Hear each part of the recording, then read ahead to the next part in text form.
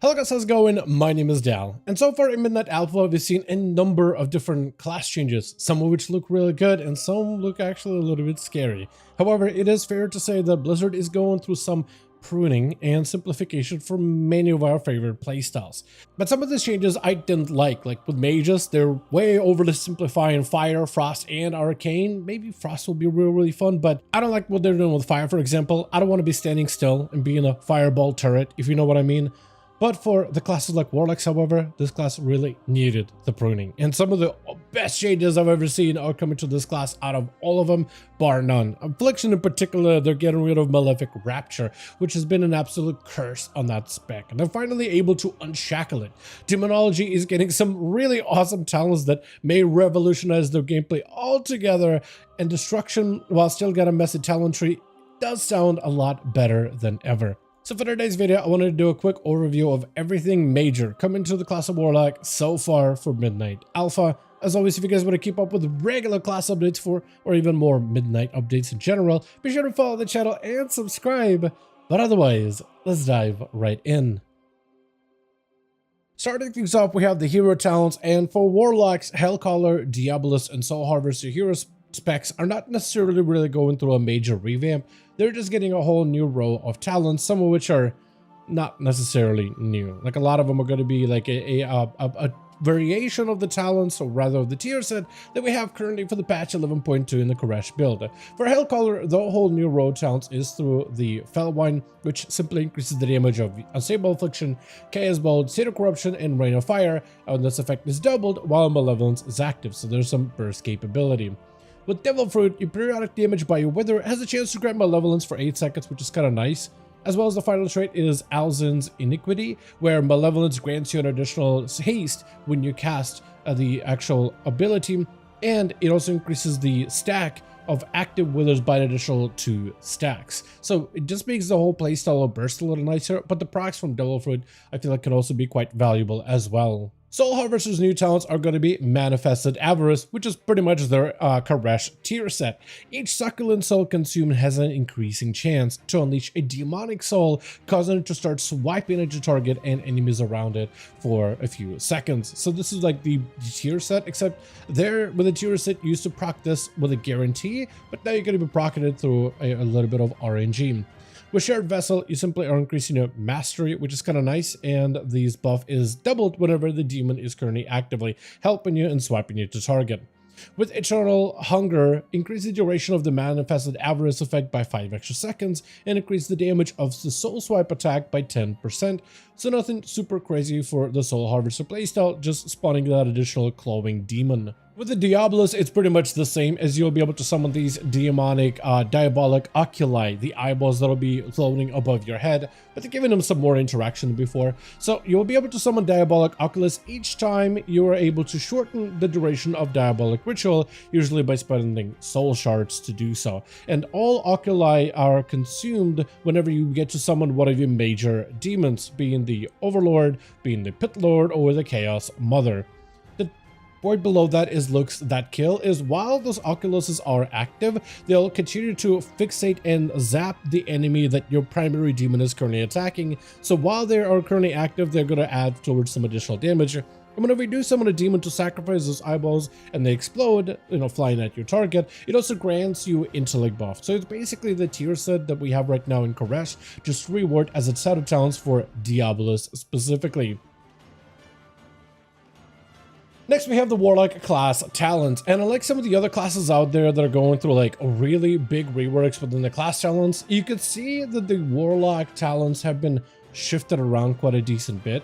Like the talents in the middle, you have Demon Skin, you have Fell Armor, on the side you have Fiendish Stride, you have the Fell Domination, Banish is way off to the side, you have Curses down the middle, with Demonic Circle down the middle, with Demonic Gateway. So basically all of the main core skills that they want you to have as part of your kit are centered, but stuff on the side and on the left hand side are more optional. That gives you a little bit of pathways to change up how you play your builds.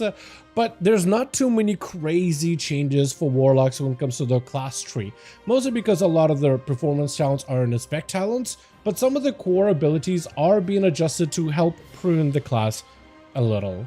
One of it being curses are now mutually exclusive. Baseline, all Warlocks will get Curse of Weakness as your primary curse. That is just the one that you start with. However, if you pick up curse like Curse of Tongues, it actually replaces your Curse of Weakness with the Curse of Tongues instead. So Curse of Weakness being anti-melee curse, Curse of Tongues being anti-caster, and then you get Curse of Exhaustion, which is this slow. Since Warlocks can only have one curse per target, I guess it makes sense for you to only be down to one curse, but there were some dungeons and raids where, like, for casters, you will put up Curse of Tongues, but for melee, you will put up Curse of Weakness, but now you kind of just have to choose one that you specialize into, and you can't really, like, you know, place one curse on one target, another type of curse on another. You kind of just stuck to one curse. So that is going to be technically a pruning of the playstyle, but I feel like at the same time, it's also a bit of a negative as well.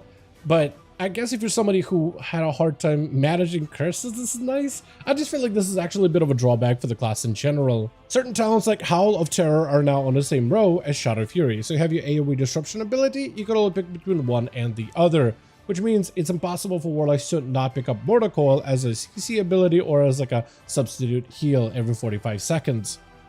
Like I said, abilities like Demonic Gateway are front and center, and below that is even a talent of Frequent Traveler, which reduces the cast time of Demonic Gateway and allows you to use it a second time before triggering the cooldown. So that is actually super nice when it comes to getting more mobility as a Warlock specifically. And outside of their talents, they don't really have too many new options here, but they did get a new capstone called Blight of Weakness, which is yet another curse.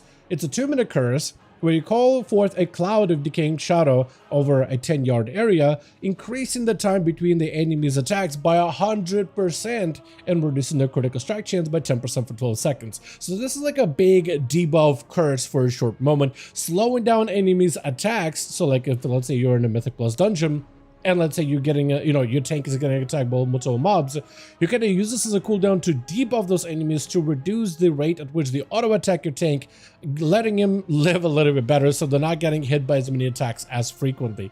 This is actually a very interesting curse to add like a utility, additional utility for Warlock that can actually be used as like a defensive cooldown in some situations. This is very interesting. Kind of excited to try this one out whenever we get into the beta of Midnight, but I wonder if this one will actually make it all the way through towards the actual release, because this sounds like an ambitious new curse, but I like the direction they're going with it.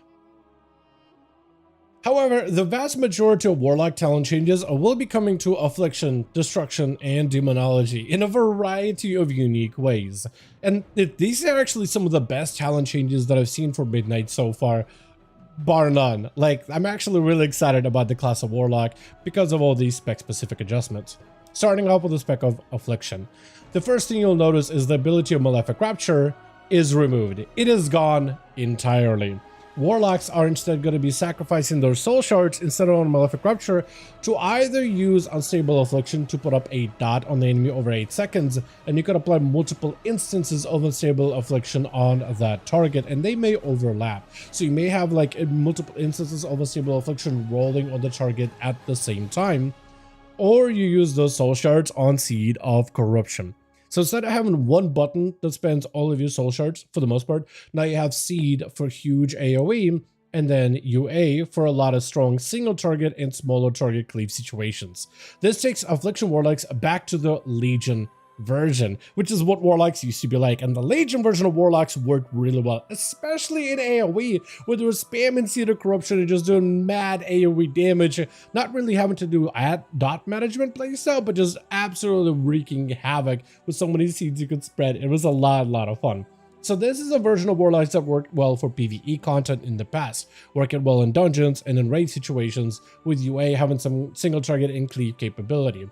Where this version of Warlock didn't really work super well was in PvP. Having to stack up multiple variations of Unstable Affliction that only lasts for 8 seconds was a little bit difficult at the time. And this wasn't as satisfying, and it meant you have a pretty big ramp up window. So I wonder how this is going to affect Affliction Warlocks in terms of the tuning going forward for PvP specifically, but for the time being, this is a much better variation that Warlocks enjoyed back in PvE, and the fact that Malefic Rapture is finally dead and gone is probably one of the best changes that they could have done in a long while. Couple other talents that have been removed, like a lot of the passive talents that they have for Warlocks now, they're not necessarily maintenance buffs anymore. They just amplify some of your base abilities, but you don't have to do anything maintenance heavy. And talents like Shadow Embrace, where you have to keep Shadow Bolting or hitting a target with Soul Drain, which are still in the game, by the way. Having to maintain that debuff on enemies and having to like manage it is no longer a thing. It is super, super, super, super nice. The only one you really have to still do is Haunt, which is becoming kind of like a core ability. And I really do think maybe they should move the Haunt somewhere towards the center of the talent tree, just because it is going to be pretty much mandatory for a good portion of Warlock builds, unless somebody gets extremely creative with it. So a couple of things they've done for Warlock for Affliction to make it easier. Agony ramp up is also made easier. It only has 6 maximum stacks to build up to, but you can even add other talents to make spreading agonies and managing agonies even easier. With talents like Shared Agony, Agony deals additional damage and applies to a secondary target anytime you apply it. So if you want to spread agonies to multiple targets in AoE, that ramp up has shortened. If you're looking to even shorten the ramp up of Agony even further, you could have it start at 3 stacks with 6 stacks maximum. You could basically have Agony ramp up to max value in pretty much almost immediately. So it makes spreading Agonies and having it ramp up to its full value that much easier to play with. There's now a new burst cooldown of Dark Harvest, which is basically the soul shape Nightfare ability that basically has been reworked a little bit. It is going to be a pretty much almost like a core ability to some degree. It is on the right hand side because not all builds are going to use it, but it's meant to be an ability that is meant to be used every single minute consistently for Affliction in order to give you some meaty burst available. Especially with talents like Vile Taint and Phantom Singularity being removed, they're really banking on Dark Harvest being this big burst of AoE damage for Affliction Warlocks to utilize. They got some difference of capstones, which is basically a UA heavy capstone here that heads into 2 choice nodes of Cascading Calamity, which allows you to, whenever you apply a Stable Affliction on the target and you reapply it while it still is active, you'll get a haze buff for 15 seconds, so it's some single target value to keep chaining UAs. But Soul Miser, Unstable Affliction on a target who is not already affected by UA, has a 25% chance to refund your soul shard. So if you're looking to like pop Unstable Affliction one target and the next when it's a fresh UA, has a chance just to refund the resources for it, so you can just spread them a lot more evenly, which is also kind of nice. Down in the middle, we have Ravenous Afflictions, which heads into Malefic Grasp, which makes a return. I'm pretty sure this ability last time it was around, maybe it was like Miss Pandaria, I think, but Nightfall now transforms your next Drain Soul or Shadow Bolt into Malefic Grasp, a draining ability that deals damage over short 4 seconds and causes your already active dots to trigger again for a portion of the value. So if you're looking to play Affliction a little bit more burstier, Malefic Grasp is basically like a better version of Nightfall if you're looking for some serious single target burst potential. If you're going to the right hand side, we have Creeping Death that heads into Death's Embrace, which is a huge ability for execute damage. And on the right hand side, we have Patient Zero, which heads down into Sow the Seeds, which is your AoE tree. With Sow the Seeds, which is back and better than ever, Cedar Corruption now embeds Demon Seeds into 2 additional nearby targets at 50% effectiveness, so you can cleave with your seeds. But combining that together with a talent like Nocturnal Yield, you increase corruption damage, but also Nightfall additionally makes your next Cedar Corruption cost no soul shard and be cast instantly. So now you can use those Nightfall procs instead of on Shadow Bolts and stuff, on spreading seeds instead, which is so good. And I feel like for Affliction, this is going to be potentially a really fun playstyle within AoE content. Your Apex talent is Shadow of Nathreza. So with this one, your Haunt, and this is going to be a playstyle why I'm like, I feel like Haunt should probably be put closer to the center of the talents. You technically don't have to invest points into the Apex talents at all if you don't want to, but there's definitely an encouragement for it. Haunt now also calls the demonic soul from the twisting nether to haunt your target, doing damage to that target, but also doing a little bit of cleave as well. The talent below that is just a basic upgrade that increases the initial damage of Haunt, as well as Haunt's damage dealt to the target, like the actual debuff that it provides you to the target to make it a little more effective.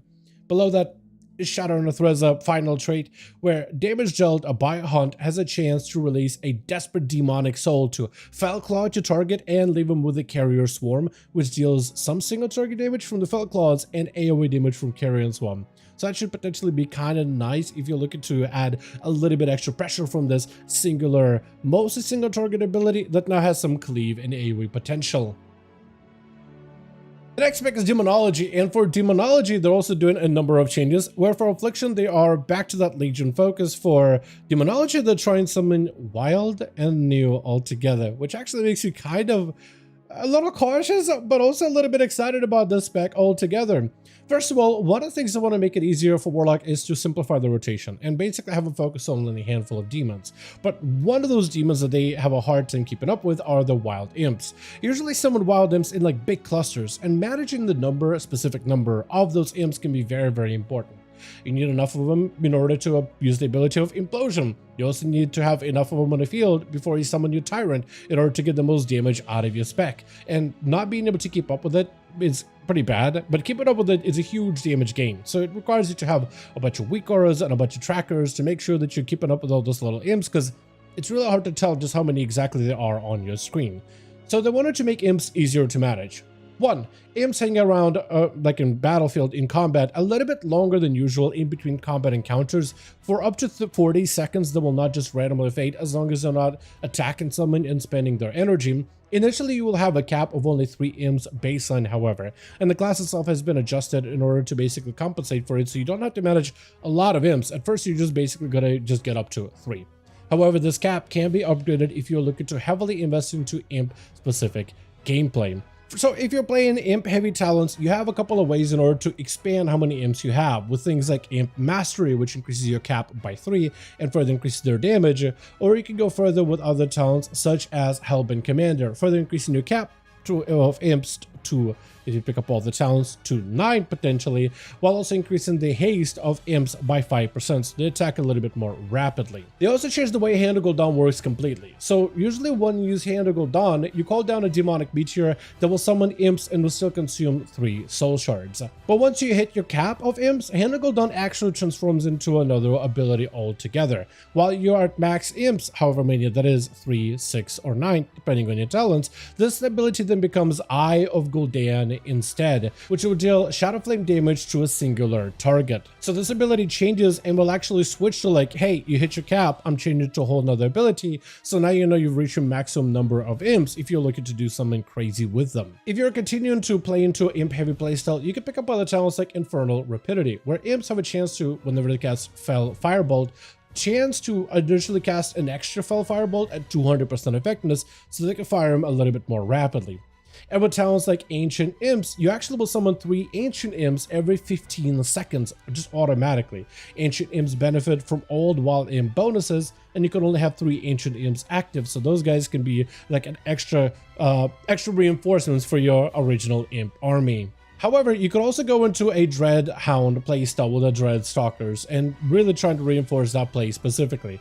And there's a bunch of talents that are still familiar, like Carnivorous Stalkers, as well as Dreadlash, which further go to amp up the bite damage. But now the ability of Vile Fiend is actually going to be part of Dreadstalkers. Like when you call Dreadstalkers, you also summon a Vile Fiend. You will still be able to upgrade the Vile Fiend to be a Gloom Fiend or a Charhound, or a Gloomhound or a Charhound, but it's now no longer its own pet. It is now baked in as part of the Dreadstalker combo.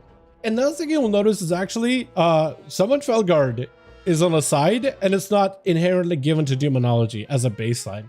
In fact, if you put talents into your Warlock and you try to like make a build, you can actually path around Felguard, and the talent tree actually accommodates this, so you can make a build that doesn't play into Felguard at all, which is pretty wild. This is apparently intentional, like completely intentional.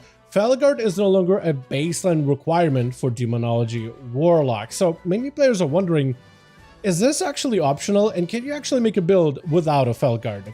And for now, the answer is a pretty big maybe. Just maybe. As Felguard still remains to be a very valuable pet, like from testing so far, many players still do find value in that pet specifically, from its raw damage, the AoE component, the ability to stun targets and lock them out with CC.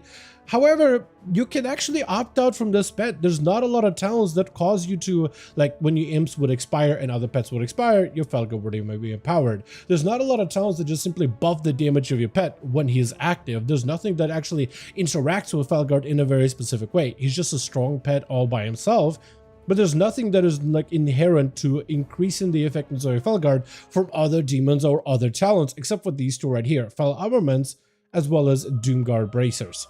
And there's still other talents, you know, like Master Summoner does affect Felguard, your Tyrant does affect Felguard, the Antoran armaments will also affect Felguard, but there's nothing that goes back to trying to make Felguard like stronger based off of your other demonic talents. So you could make a Demonology Warlock build that no longer uses him, maybe running with a pet like Succubus, or the Imp for Dispel protection in dungeons. Maybe you want to run the Fel Doggo, like the normal summon Doggo, not the Dreadhounds, but the one that can interrupt and also can spell steal enemy buffs from the target, like to eat buffs away, if you need like an alternative build for different situations. It's hard to tell exactly just how good this build is going to be. For now though, it really comes down to tuning, whether the Felguard will be necessary or not. But there is a potential for them to try to make it so Felguard can be used in builds, and potentially will be very strong in a lot of builds, but may not be mandatory for every single encounter, which would finally, for the first time in a while, give Demonology Warlocks actual some playability of which demon they choose to run with, which could be actually pretty cool in a long term. Now, the apex talents for Demonology are going to be Dominion of Argus, where you'll be able to call an additional Dreadstalker anytime you call Dreadstalkers, and you basically will be able to get a greater Dreadstalker that's 200% as effective as your normal Stalker, that fades after 30 seconds, and you can only have one active greater Dreadstalkers at a time, so they could potentially be like reset in terms of his duration. Also, one of the tier sets, I think from Dragonflight, if not from War Within, but definitely one of the more recent tier sets that we've had previously. Then there's also a talent that increases the damage of your Felguard, which you don't necessarily have to put points into. Apex talents are optional, they're not mandatory, but if you do end up playing into them, you will then want to run a Felguard as it does increase the overall effectiveness. The final trait is going to be where a Soul Keeper now stalks you as a Warlock, collecting demonic cores as you use them. It has an increasing chance to unleash a powerful attack at your target whenever it collects a demonic core. So a demon is now going to collect your demonic cores as you spend them, and then has a chance just to blow up and do a bunch of damage. So that's going to be very interesting for you to be able to have an extra demon that you can interact with, though not one that you necessarily invest into, as you invest mostly into Imps, Dreadstalkers, or possibly your Felguard. Finally, we have the spec of Destruction, and for Destruction, we saw a number of talents removed. A lot of the maintenance talents, for the most part, did get removed out of the spec, which is really good. Talents like Eradication, Dimension Ripper, and even Decimation all have been taken out of the talents specifically. And if you look at the actual talent tree, it's not that much different than it was, but they did make a couple adjustments here and there to make some of these abilities just a little bit more palpable to play with. Some of the cool changes they did is Roaring Blaze, which is awesome, increases the damage of a conflagrate, but it also now spreads Immolates to nearby target when you conflagrate. So if you look at just spread those Immos everywhere, you don't just need to wait until you have a Cataclysm to spread them. Now you can do so with a quick conflagrate, which is really, really awesome. Shadowborn is also made to be a little bit easier to use as an ability. It is now only as an execute skill. So you can't use Shadowburn if a target has high health, and there's none of that weirdness of like, well, I have soul shards, I can Chaos Bolt, but I could also instant cast Shadowburn, and if I'm playing Hellcaller, then Shadowburn is actually better because I just want to spend my soul shards as quickly as possible, and all that weirdness is basically out. Shadowburn is exclusively an execute ability, so it actually has some specific purpose that it used to have for like the longest period of time. So if you want to use it pretty regularly, it might be a fairly solid finisher skill. There are also other talents that can be further amplified, or can be picked up in order to further amplify the effectiveness, like Blistering Atrophy, which increases the critical strike chance of Shadowburn, making it a guaranteed crit, as well as Fiendish Cruelty, which allows you critical hits from all abilities to sometimes make a Shadowburn usable on target regardless of health requirement. So then the ability becomes something that you do want to weave in whenever it's available, but it'll be primarily used as a proper execute skill. Rain of Fire also has some interesting talent options too. There's still two versions of Rain of Fire, either on your target or at the target location, but it looks like they're really wanting you to lean heavy into Rain of Fire based gameplay. So there's a couple supplementary talents such as Destructive Rapidity, for example, which increases how quickly Rain of Fire deals his damage, so he doesn't need to like wait for too long. Like if enemies are constantly moving out of it, you can pick this talent up so it does most of his damage much quicker, so you can just place it and move on a lot better. Then there's also another one with Aleth's Ire, where Rain of Fire has a chance to reduce the cost of your next Rain of Fire, making it free. So sometimes you'll hit Rain of Fire and you get a free one, and maybe you could roll another free one. So that could potentially be really fun and stack it up like huge wave of Rain of Fire in a single location. Talents like Channel Demon Fire has also been fused together with Demon Fire Infusion, so you can get the passive version or the active version, which is a fairly common choice. And down below it still has Demon Fire Mastery if you're looking to play with a more enhanced version of either one of those skills. We also got a really cool option between Dimensional Rift and Soulfire that are now a choice now between one another. Both are on a 45-second cooldown. One gives you rifts that are opening. The other is just a massive, meaty fireball that generates a soul shard. However, both of these talents have now been completely revamped in a fun and cool way.